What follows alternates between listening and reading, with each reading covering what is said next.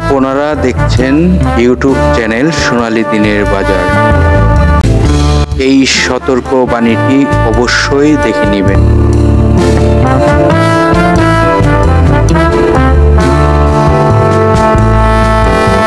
সম্মানিত বিনিয়োগকারী ভাই ও বোনেরা, আজকে এমন একটি স্টকের তথ্য জানাবো যে স্টকটি এই মুহূর্তে যদি আপনি নজরদারিতে রাখতে পারেন এবং স্টকটি নিয়ে যদি পরিকল্পনা করতে পারেন, তাহলে আমি মনে করি এই স্টকটি থেকে আপনি গেনার হতে পারেন। কারণ এই স্টকটি আপনারা দেখতেই পারবেন যে 1984 সালে বাংলাদেশ পুঁজিবাজারে তালিকাভুক্ত হয় এবং এই কোম্পানিটি কোনো ঋণগ্রস্ত নয়।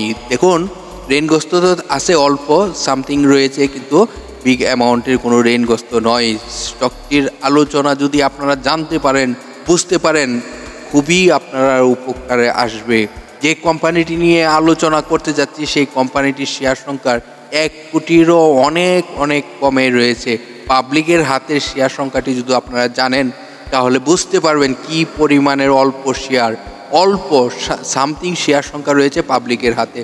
তো আজকের আলোচনার ভিডিওর টপিকটি আপনারা ইতিমধ্যে ফলো করেছেন, জ্বলে উঠতে পারে এই স্টকটি এই সময়ে। দেখুন, এখন একটি পরিস্থিতি চলতেছে, এমনই একটি পরিস্থিতি, এই পরিস্থিতিতে এই স্টকটি এখন জ্বলে উঠতে পারে। আজকের আলোচনার ভিডিওটি আপনারা মনোযোগ দিয়ে ভিডিওটি শুনবেন। কিছু তথ্য আপনাদেরকে দেখাবো, এই তথ্যগুলো এই মুহূর্তে আপনার সংগ্রহ করা প্রয়োজন। জানাবো স্টকটির RSI কত রয়েছে।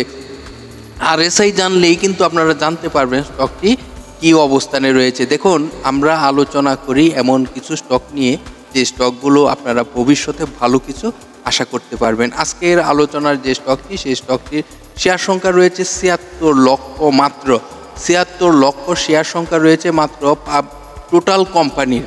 এই কোম্পানিটির পাবলিকের হাতে এই মুহূর্তে শেয়ার সংখ্যা রয়েছে 48 লক্ষ শেয়ার সংখ্যা।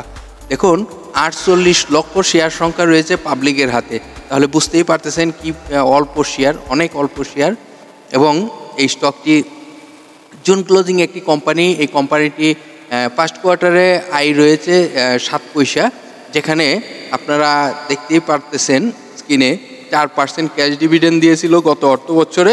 দেখুন, স্বল্প মূলধনী কোম্পানিগুলোর অবস্থা এরকমই হয়, তাদের শেয়ার সংখ্যা কম এবং আয়ের গতিটি কম হয়। তবে এই স্টকগুলো যদি এই মুহূর্তে যে প্রাইজে চলে আসছে, এই প্রাইজে যদি যারা আমি বলবো সেফ জোনে যারা এন্ট্রি দিবেন তারাই কিন্তু প্রফিট করতে পারবেন।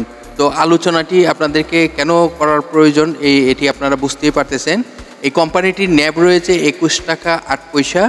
ন্যাবটি হলো একটি কোম্পানির পার শেয়ার সম্পদ মূল্য। তো এই স্টকটির খুবই গুরুত্বপূর্ণ তথ্য কিন্তু আরও জানাবো, আপনারা আমাদের সাথেই থাকুন। এই কোম্পানিটি, যে কোম্পানিটি নিয়ে আজকে আলোচনা করতে যাচ্ছি এবং আপনাদের সাথে আলোচনাগুলো কিছু শেয়ার করেছি, সেটি হলো বঙ্গজ লিমিটেড। স্টকটি নিয়ে আলোচনা করে দিছি। এই কোম্পানিটি 52 ওয়ার্কিং ডের মধ্যে আপনারা জানেন 83 টাকা 20 পয়সা সর্বনিম্ন প্রাইজে আসে এবং সর্বোচ্চ প্রাইজ হয়েছিল 134 টাকা 90 পয়সা। আপনারা জানেন যে প্রাইজে এখন ক্লোজিং হয়েছে, এটি 88 টাকা সামথিং ক্লোজিং হয়েছে। তো এই স্টকটির আপনারা জানেন এটি ফোর্থ সেক্টরের একটি স্টক এবং এই স্টকটি যদি আপনারা ডিভিডেন্ড হিস্টোরিটি দেখেন আপনারা অবাক হবেন। দেখুন, এই কোম্পানিটি 1997 সালে 50% স্টক ডিভিডেন্ড দিয়েছিল। আমি স্টক ডিভিডেন্ডের হিস্টোরিটি আপনাদেরকে বলি।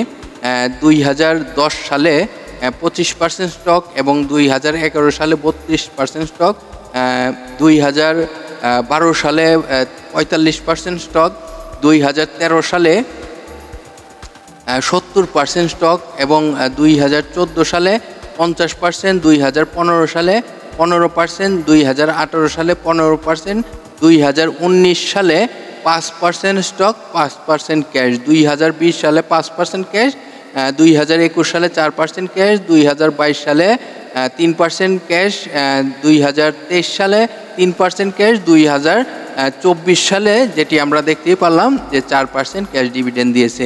তো এই স্টকটি 1984 সালে বাংলাদেশ পুঁজিবাজারে তালিকাভুক্ত হয় এই কোম্পানিটি আমরা যদি লোনের তার অবস্থানটি দেখি, দেখুন শর্ট টাইমের জন্য কি সামথিং লোন রয়েছে, লং টাইমের জন্য কোনো লোন নেই। এটি কিন্তু অবশ্যই একটি ভালো দিক। এই কোম্পানিটির ওয়েবসাইটে যদি আপনারা ক্লিক করে আপনারা দেখে আসতে পারেন এই বঙ্গজ প্রতিষ্ঠানটি তাদের কি পণ্য নিয়ে ব্যবসা করে থাকে এবং তাদের নোটিশ বোর্ড থেকে আরও তথ্য সংগ্রহ করতে পারেন। আর এখন আপনাদেরকে নিয়ে যাব এই কোম্পানিটির RSI কত রয়েছে, এই কোম্পানিটির সাপোর্ট কত থেকে। দেখুন যে প্রাইজে আসছে এই প্রাইস থেকে এটি বলতে পারি যে আমরা সাপোর্টের কাছাকাছি রয়েছে এবং স্টকটি যদি মার্কেটে লিড দিতে হয়, মার্কেটে ভালো কিছু করতে হয়, তার একটি রেজিস্ট্যান্স রয়েছে, যে রেজিস্ট্যান্সটি ফলো করে কিন্তু স্টকটি মার্কেটে ভালো করার সম্ভাবনা থাকবে।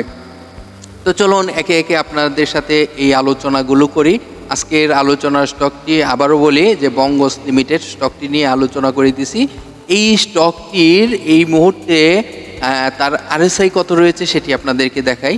দেখুন এটির RSI রয়েছে 36 প্লাস, যেখানে RSIটি আমরা আশাবাদী যে এটি যে লো RSI চলে আসছে, এই RSI কিন্তু আমরা বুঝতেই পারতেছি স্টকটি অনেক কমে রয়েছে RSI।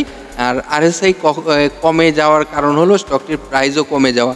যখন স্টকটির প্রাইস বাড়বে তখন কিন্তু RSI আপ হবে, আবার স্টকটির যখন প্রাইস নেরো হবে তখন কিন্তু RSIও নেরো হবে।